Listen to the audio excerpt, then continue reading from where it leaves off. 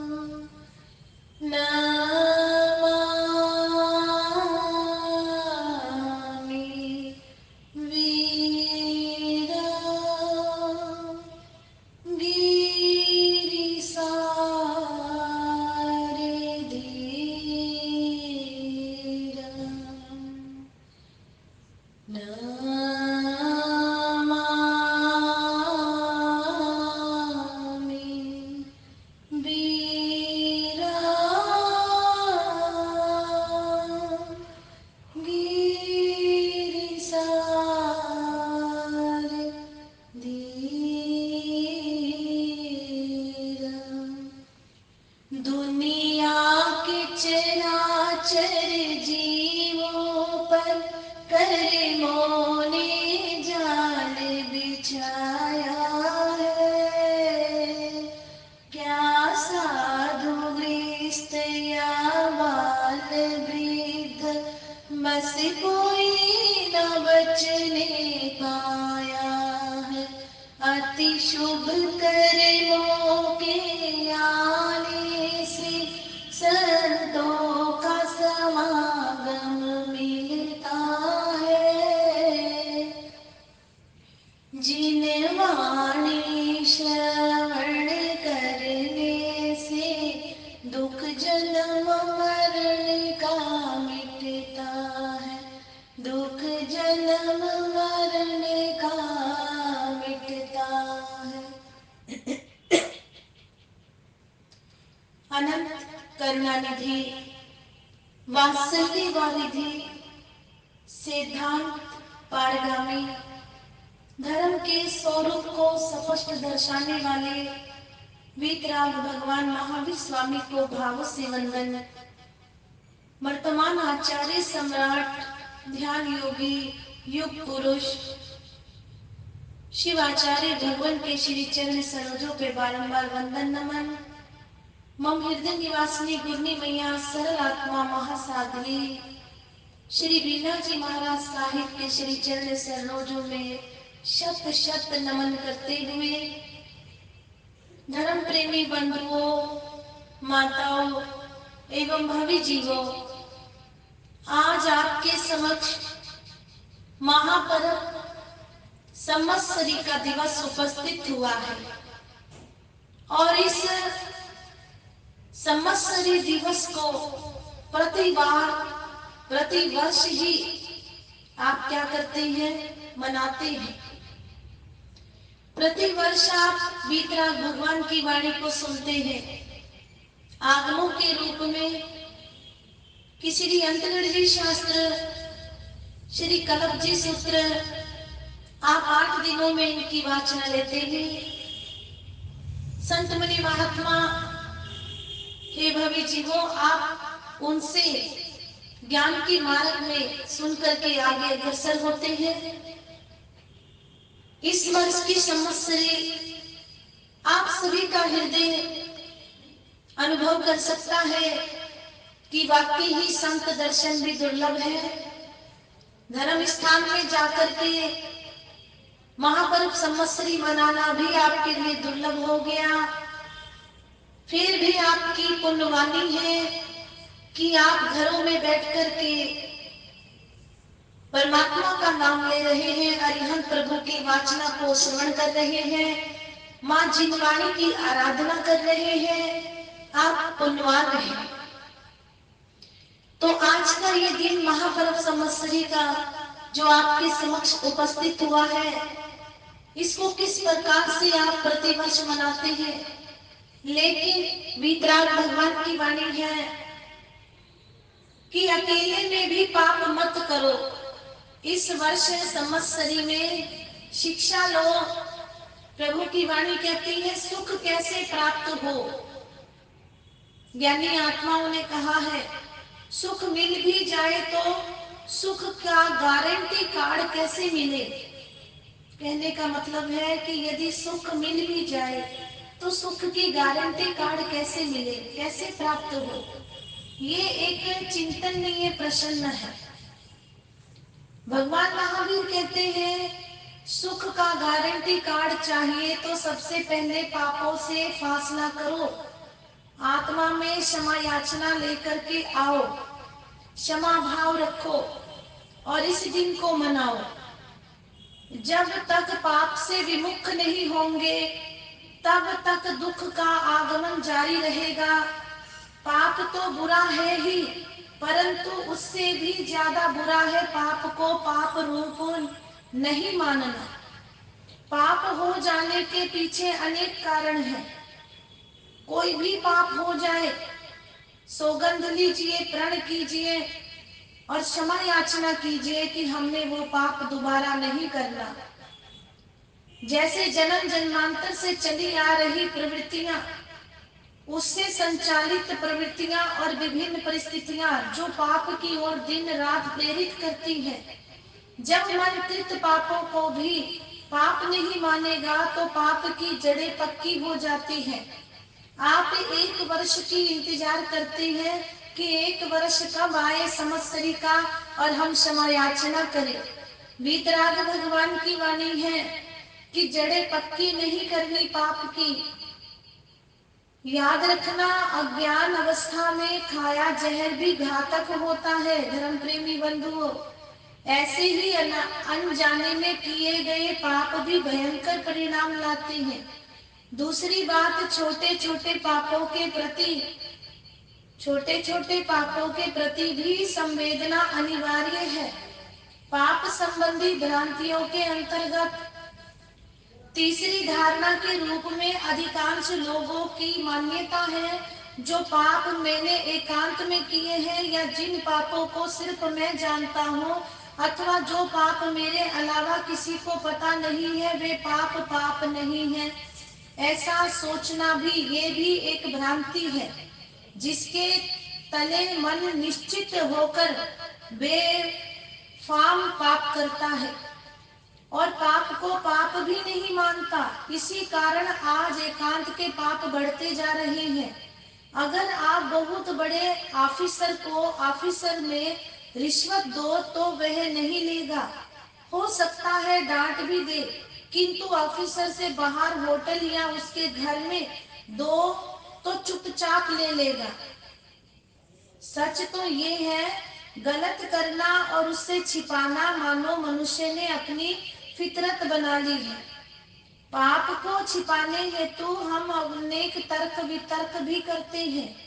कुछ लोग ऐसा भी सोचते हैं मेरी इमेज इतनी सुपर फाइन है, मेरा प्रभाव इतना अच्छा है कि यदि 2-4 लोगों को मेरे एकांत में किए गए पापों का पता लग भी जाए तो वे उसे मानेंगे नहीं। जब कोई भी मुझे पापी नहीं मानता तो मैं स्वयं को पापी क्यों मानूं? अगर ऐसा सोच करके आज आप समापना पर्व मनाएंगे तो आपके किसी भी पाप का पश्चाताप आज नहीं हो सकता। इसी कारण लोग पहले पाप करते हैं फिर उसे कपट की ओट में छिपाते हैं। पहले पाप करने का सामर्थ्य जुटाना फिर उसे छिपाने में शक्ति लगाना ही मानो इंसान की आधुनिक दिनचर्या बन गई है। ये मत भूलना जो पाप जितनी तीव्रता से छिपाया जाता है वे उतने ही तीव्र वेग से बाहर आता है। जैसे पानी को निकासी ना मिले तो वह दीवार से भी रिसना प्रारंभ हो जाता है। धर्म प्रेमी बंधुओं, पाप करना फिर उसे छिपाना ये मान्यता छल कपट से संलग्न है। ऐसी सोच स्वयं को धोखा देती है, अतः ये महापाप है। ये सुनिश्चित है, पाप को जितना मर्जी छिपा लो, वे प्रकट हुए बिना नहीं रहेगा। उसकी सजा कानून की सजा से भी महाभयंकर है। कानून की सजा से ज्यादा उम्र कैद या फांसी की सजा मिलेगी, किंतु कुदरत की अदालत में जब जन्मांतर तक का महादुख के रूप में सजा भोगनी पड़ती है। एक प्रबुद्ध विचारक की इन पंक्तियों पर गौर करना। ज्ञानी आत्माओं ने कहा है, दिन के उजाले में ऐसा कोई काम मत करना कि रात के अंधियारे में नींद ही न आए। दिन के उजाले में ऐसा कोई काम मत करना कि रात के अंधियारे में नींद ही न आए। रात्रि के अंधियारे में ऐसा कोई काम मत करना कि दिन के उजाले में मुंह ढाक कर चलना पड़े। मनोवैज्ञानिक कहते हैं, मनुष्य एकांत में पाप करना चाहता है, किंतु एकांत में जी नहीं सकता। जीना समूहों में है, पाप करना एकांत में। इस जीवन शैली को भी गहराई से समझना होगा। ऋषि भाषित सूत्र कहता है, परिषद में रहो या एकांत में, स्वयं का निरीक्षण करो। आज के दिन को ये जो मनाना है महापर्व संवत्सरी का, इसका निरीक्षण करके मनाओ कि हम कहाँ कहाँ किस किस कौन कौन से स्थान में हमारी आत्मा ने ठोकर खाई है, गिरी है। किस किस को हमने दुख दिए हैं, किस किस के हृदय को हमने तोड़ा है, किस किस के शब्दों को हमने मरोड़ तरोड़ करके झूठा ठहराया है। खुद को पापों से रोको। जैसे हम अकेले हो या भीड़ में खड़े हो, सांप आने पर डरते हैं। अगर सर्प आ जाए तो सब डर जाते हैं और उससे बचने की कोशिश करते हैं। ऐसे ही भीड़ में हो या एकांत में, आप पाप से डरना भी चाहिए और उससे बचना भी चाहिए। ज्ञानी कहते हैं, आप दूसरों से पाप छिपा लोगे, पर स्वयं से कैसे छिपा पाओगे? ये ज्ञानी महात्माएं कहती हैं। और इसके लिए किस प्रकार से महावीर भगवान की वाणी कहती है, पाप तो पाप ही है, चाहे एकांत में करो या भीड़ में। झूठ तो झूठ ही है, चाहे एकांत में कहो या भीड़ में। देश में करो या विदेश में, क्लब में करो या जंगल में करो, उसके प्रभाव में कोई फर्क नहीं पड़ता। कदाचित पाप हो भी जाए तो उसे छिपाने की भूल अर्पित मत करना। आज के दिन उन पापों की आलोचना करना। संत कबीर की हिदायत को सदा नजर के समक्ष रखना। पाप छुपाया ना छिपे, छिपे न मोटा पाप छुपाया ना छिपे, छिपे न मोटा दाबी डूबी ना रहे, रुई लपेटी आग भविक जन, रुई लपेटी आग। कि पाप छुपाया ना छुपे, छुपे न मोटा भाग, दाबी डूबी ना रहे, रुई लपेटी आग। अगर रुई को आप आग में लपेट दोगे, एक अंगारे को रुई से लपेट दोगे, तो रुई खत्म होकर के अंगारा बाहर आ जाएगा। ऐसे ही जितने भी अपने पापों को छुपाओगे, तो जैसे अंगारा बाहर आया, ऐसे वो पाप बाहर आ जाएंगे। अतः आज से ही पाप से फासला करो। इस महापर्व संवत्सरी में सुख का गारंटी कार्ड प्राप्त करने की शर्तें पूरी करो और इस महापर्व संवत्सरी में शिक्षा ग्रहण कीजिए। कहते हैं, संवत्सरी अनादि काल की भांति संवत्सरी महापर्व अनादि काल की भांति क्षमा का संदेश लेकर उपस्थित हुआ है। त्रुटियों का हो जाना कोई आश्चर्यकारी बात नहीं है। जब तक ये आत्मा छद्मस्त है, तब तक गलतियां करना इसका काम है। करती भी है, करती रहेगी, पर त्रुटि को स्वीकार करने में जो आपत्ति समझी जाती है वो इस पर्व को झुठलाने का कार्य करती है, जो कि अपराध है। अपराधों से लदी आत्मा को छुटकारा मिलना कठिन हो जाता है।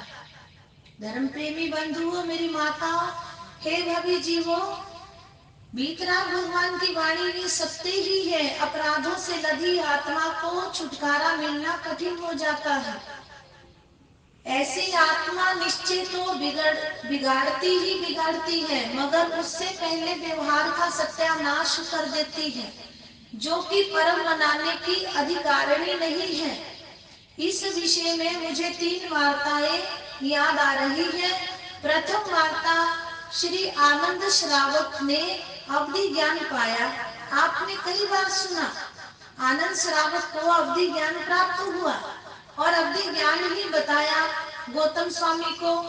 उत्तर दिशा की तरफ हेमवंत पर्वत तक पूर्व पश्चिम दक्षिण दिशा में 500 योजन तक लवण समुद्र को मैं देख रहा हूँ, पर गौतम स्वामी इस सत्य को स्वीकार करने के लिए तैयार ना हुए।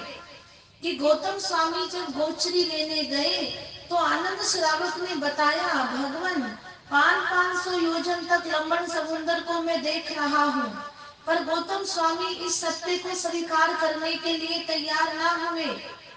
अनंत थे भगवान महावीर के मुखारबिंद से सुनकर आनंद श्रावक के अवधि ज्ञान प्राप्त को सत्य माना, क्योंकि पहले गौतम स्वामी ने कहा, नहीं नहीं श्रावक जी, आपको घर बैठे इतना ज्ञान कैसे हो सकता है।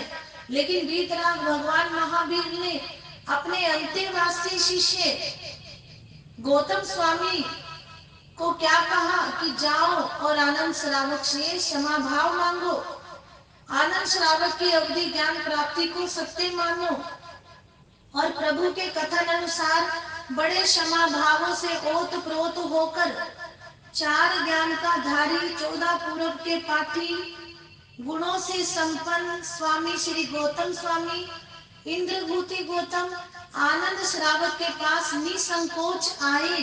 कोई संकोच नहीं क्षमा मांगने में, और निसंकोच आए और आलोचना पूर्वक क्षमा मांगी। कितना बड़ा ये आदर्श है, इसकी सीमा और माप नहीं हो सकती इस आदर्श का, कि हमारे वीतराग भगवान महावीर स्वामी के प्रमुख गणधर इंद्रभूति गौतम, प्रकांड विद्वान, तरनहार आत्मा, और ऐसी आत्मा ने 14 पूर्व के पाठी, 14,000 संतों के गणी, और उन्होंने अपने वीतराग भगवान महावीर स्वामी के कहने पर निसंकोच होकर के क्षमा याचना मांगने के लिए आनंद के घर में गए, और बाद में उन्होंने आहार ग्रहण किया। बोलिए इंद्रभूति गौतम स्वामी की जय। अगर क्षमा मांगनी है तो इस प्रकार से निसंकोच मांगना। दूसरी वार्ता याद आ रही है, एक बार जब गांधी जी मंसूरी में गए हुए थे, मंसूरी में एक सात्विक विचारकों का त्यागी नाम का व्यक्ति होटल में रहा था। त्यागी जी के संबंध, घनिष्ठ संबंध गांधी जी से बनते जा रहे थे। किसी ईर्ष्यालु ने राम मंदिर में प्रार्थना के समय गांधी जी से शिकायत की कि त्यागी जी हमें प्रार्थना में नहीं आने देते क्योंकि हमारे वस्त्र मेले हैं। गांधी जी ने प्रार्थना स्वर उच्चारण से पूर्व झट से कह दिया, मेरी आत्मा बहुत दुखी है, जो कि कुली लोगों को प्रार्थना में आने से इनकार किया जाता है। प्रार्थना के पश्चात तुरंत त्यागी जी गांधी जी के पास आए और कहा, आप धर्म स्थान में खड़े होकर झूठ क्यों बोल रहे हैं गांधी जी? एक भी कुली को रोका गया हो उसे सिद्ध करके दिखाइए। सारा दिन भर कमीशन घूमता पर एक भी कुली ऐसा ना मिला जिसे रोका गया हो प्रार्थना में आने के लिए। आखिर बापू गांधी ने कहा, बिना जांच किए मैंने बोल दिया। गौर करना कि बापू गांधी कहते हैं कि मैंने बगैर सोचे समझे, बगैर जांच करे, बगैर पड़ताल करे मैंने बोल दिया। बात असत्य थी तो मैं भरी सभा में इस बात की त्यागी जी से क्षमा मांगता हूँ और इसी प्रायश्चित में 3 मिनट का मौन करता हूँ। आओ 3 मिनट का ध्यान करें। ध्यान किया। ध्यान के बाद कहा, आओ हम सभी आज प्रतिज्ञा करें कि हम ना बुरा देखेंगे, ना बुरा बोलेंगे, ना बुरा सुनेंगे। तब गांधी जी ने ये वार्ता 3 रखी कि ना बुरा देखना है, ना बुरा बोलना है, ना बुरा सुनना है। इस सारे कार्य के बाद त्यागी जी से बापू जी बोले, आपने पापी को क्षमा कर दिया है। पूछे, गांधी जी ने पूछा त्यागी जी से कि आपने पापी को क्या क्षमा कर दिया है? तो त्यागी जी ने उत्तर में त्यागी जी के नेत्रों से आंसू ढुलक पड़े। कितनी आनंदमयी वार्ता है ये। आज के हृदय डस्टबिन बने पड़े हैं। आज के हृदयों में कचरे का डब्बा लगा हुआ है कि जितना मर्जी कोई डाल दे, पर अपना ध्यान किसी को नहीं है। भगवान महावीर कहते हैं, जियो और जीने दो। पहले जीना सीखिए। किसी की निंदा, किसी की चुगली, किसी को गिराना नहीं, किसी को धक्का नहीं देना, बुरे को बुरा नहीं कहना। ये वीतराग भगवान की वाणी ने कहा है। तीसरी वार्ता आजादी की नींव डालने वाले गोपाल कृष्ण गोखले से संबंधित रखती है। बचपन में जब गोपाल कृष्ण गोखले स्कूल में पढ़ते थे, एक बार प्रश्न हल करने के लिए अध्यापक ने सभी बच्चों को कहा कि आज के प्रश्न घर से स्वयं हल करके लाना। अगले दिन सभी के पेपर चेक किए गए। सभी के सभी खाली थे, किसी से भी हल ना हो पाए। पर एक गोपाल कृष्ण गोखले ही ऐसे शख्स थे जिन्होंने समाधान कर रखे थे। अध्यापक ने पूछा, क्या बात? सभी पेपर खाली, केवल आपके प्रश्न हल है।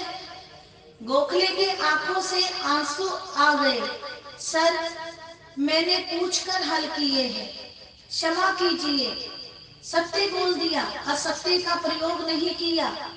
प्रत्युत्तर कहा, मैं नंबरों के योग्य नहीं बल्कि सजा के योग्य हूँ सर। ये तीनों वार्ताएं कितनी प्रिय, कितनी स्वच्छ और चमकदार है। अगर सभी हृदय इतने स्पष्ट हो जाएं तो एक ही क्षमा पर्व से हमारा कल्याण हो जाएगा। एक ही संवत्सरी मनाने से हमारी आत्मा में शुद्धता आ जाएगी। एक ही क्षमा पर्व से हमारे कितने ही कर्मों की निर्जरा हो जाएगी। अफसोस, त्रुटियों का जमाना है और त्रुटियों का जामा पहनकर आज इतराने और इठलाने में अपना महत्व समझते हैं हम सब। ये तरने का ढंग नहीं है। ज्ञानी महात्मा कहती है कि ये ढंग तरने के नहीं है। संवत्सर से संवत्सरी कहलाती है। गौर करें, संवत्सर से संवत्सरी कहलाती है। संवत्सर का मतलब वर्ष। संवत कहो, संवत्सर कहो, अर्थ वर्ष है। जो एक वर्ष बाद आ जाए वे संवत्सरी है। सावन कृष्णा एकम से प्रारंभ होकर भादो शुक्ला पंचमी तक 50वें दिन संवत्सरी आ जाती है। अवसर्पणी काल के 5 आरे के 21,000 वर्ष और अवसर्पणी काल के षष्टम काल छठा आरा के 21,000 वर्ष एवं 42,000 वर्ष तथा उत्सर्पणी काल का प्रथम आरा 21,000 वर्ष का एवं दुखों से भरपूर 63,000 साल बीतने के बाद दूसरा आरा आएगा। फिर तीसरा आरा आएगा। तीसरे आरे में यह सावन कृष्णा एकम का दिन आता है। सावन कृष्णा एकम से एक पुष्कर नाम की वर्षा, पुष्कर मेघ निरंतर 7 दिन मूसलाधार वर्षा करते हैं। धरती की संतप्तता कुछ समाप्त होती है। धरती की उर्वरा सी होने लगती है। 7 दिन फिर कोई वर्षा नहीं होती। फिर 7 दिन के बाद फिर 7 दिन वर्षा निरंतर मानो दूध के मेघ वर्ष रहे हो। पानी का गुण एवं स्वाद बढ़िया दूध जैसा होता है। फिर उसके बाद 7 दिन कोई वर्षा नहीं, धरती की कड़वाहट दूर हो गई, नर्म हो गई पृथ्वी। उसके बाद फिर घृत नाम के मेघ लगातार 7 दिन बरसते हैं। पानी का गुण और स्वाद घी जैसा, धरती तरोताजा हो जाती है। फिर 7 दिन लगातार मीठे यानी कि मधु की वर्षा, धरती में पूर्णतः मिठास भर जाती है। 7 दिन फिर अमृत की वर्षा। यह 49 दिन व्यतीत हो जाते हैं। 50वां दिन संवत्सरी महापर्व तथा क्षमा पर्व का आ जाता है, जो आज है। आज महापर्व संवत्सरी आपके समक्ष है।